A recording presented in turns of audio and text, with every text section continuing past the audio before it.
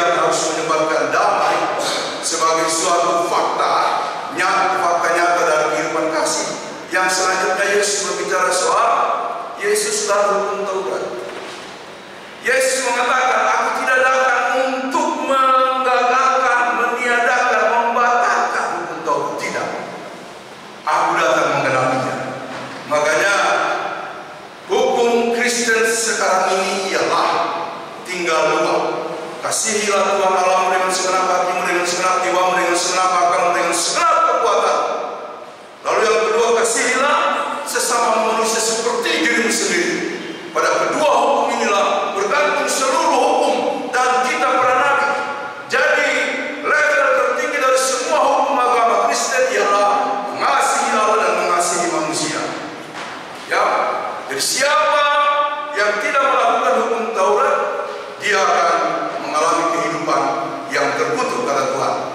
Tetapi yang saya kemarin baca-baca dan renungkan adalah begini.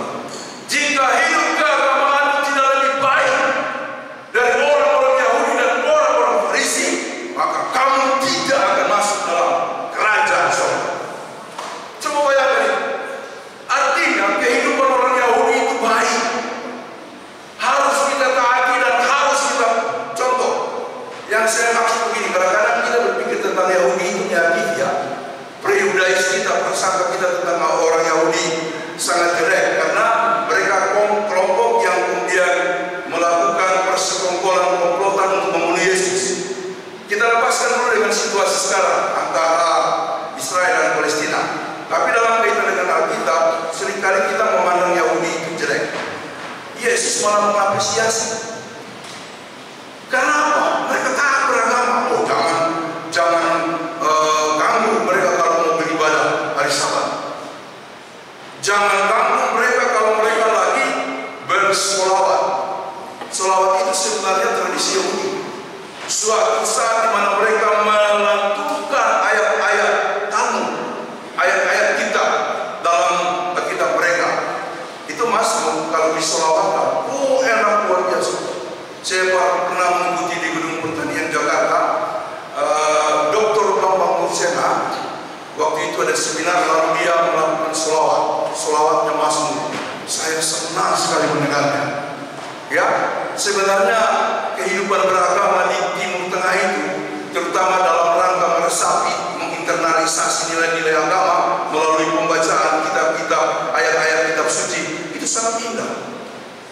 Coba lihat kalau Islam membawakan lagunya, membacakan ayatnya, ya kan, kayak di MTQ atau di pesantren lah.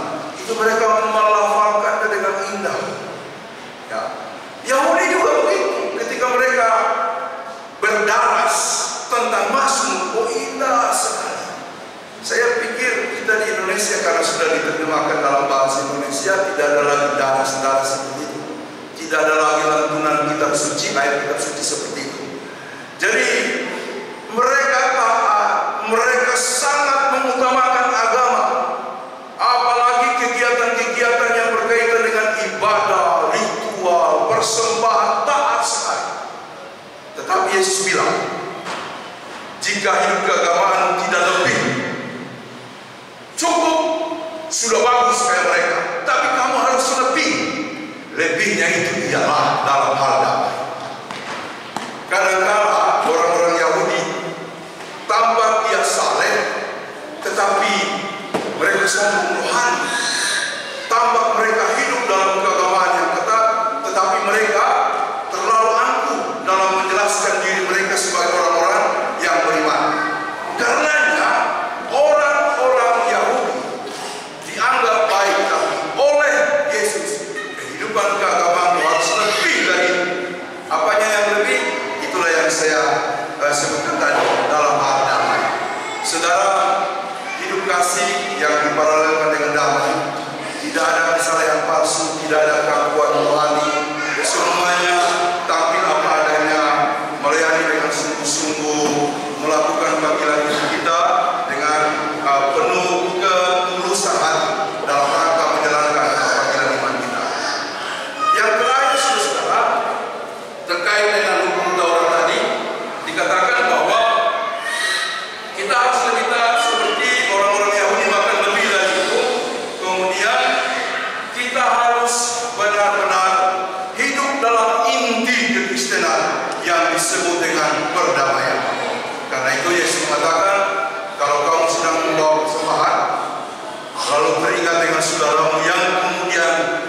berselisih atau berkonflik, tinggalkan persembahan.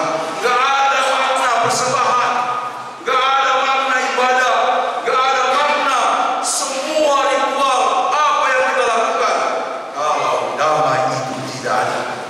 Ya, jadi damai itu sesuatu, bagaimana menjelaskannya? Damai itu dia menenteramkan.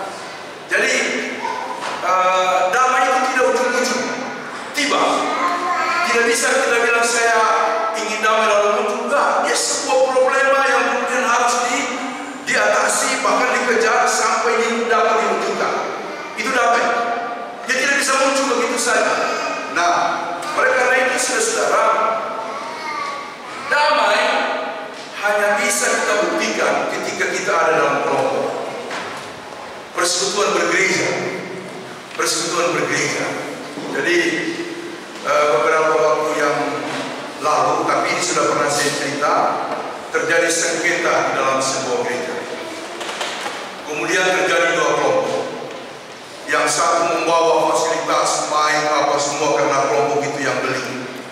Yang lain ya sebagai orang-orang yang kelas biasa saja, mereka tidak punya uang cukup tapi mereka rajin aktif beribadah, mereka tetap di dalam rumah ibadah. Nah, pada waktu itulah saya kemudian melihat bagaimana mereka beribadah beralaskan koran. Ya, saya walaupun mereka dalam keadaan sulit bergumul, saya sempat bercanda. Baru kali ini saya lihat ada orang bergereja beralaskan koran seperti lampu, ya kan? Beralas koran pun mau. Lagunya siapa itu? Ya kan? Ada lagu dangdut itu ya, beralas koran pun mau. Lagunya siapa itu? Kaitan mau ambil bersuara, ya kan? Dangdut rohani bagus ya. Itu siapa itu yang suka nyanyi lagu rohani dangdut? Ya, sama misalnya yang suka nyanyi lagu dangdut, artis Kristen yang dari Muslim, tapi dia suka nyanyi lagu dangdut. Menyolah yang kurang berselancar di internet, ya. Kembali semerang itu lagu dangdut ya. Oke. Jadi saudara, ketika ada seorang ibu yang tetap di gereja itu, yang lain sudah pergi meninggalkan mereka, dia bilang begini sama papinya, "Pap, kayaknya aku mau pindah deh. Soalnya gereja itu udah pecah. Lalu kasihan gereja yang sekarang ini, semuanya sudah kosong." Papinya bilang begini, "Lalu kalau kau tinggalkan, siapa yang mau bantu? Lalu kau tinggalkan, siapa yang mau bantu?" Saudara-saudara, saya terkesan sekali dengan ibu itu. Dia bilang begini, "Itulah sebabnya apapun yang terjadi, saya tetap di sini untuk melayani. Karena tugas saya harus mewujudkan damai, baik untuk kelompok yang tetap tinggal maupun kelompok yang ada di tempat lain." Jadi dia melakukan suatu sikap negosiasi tingkat tinggi, ya. Lalu ketika dia berbicara tentang upaya-upaya yang dilakukan, saya langsung ingat sebagian dari ayat-ayat tadi, betapa berdamai itu tidak gampang. Itu sebuah perjuangan dalam kehidupan kita. Tetapi akhirnya begini Bapak Ibu, saya percaya ibu-ibu selain disebut perempuan tangguh, dia punya kelembutan yang disebutkan oleh siapa tadi? Ya, oleh Bapak ya, oleh siapa? Siapa tadi bilang? Oke.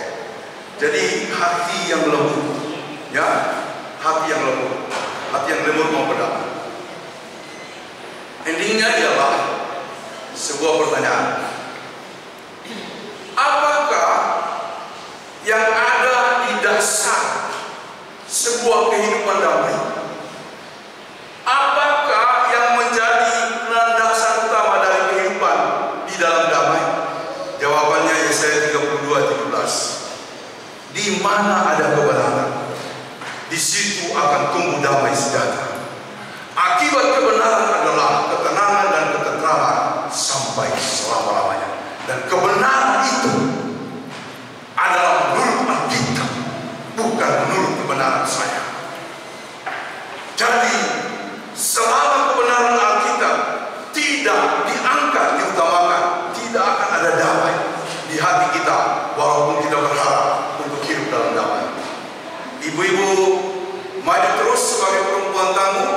dengan sebuah tugas misi untuk membawa damai di lingkungan keluarga gereja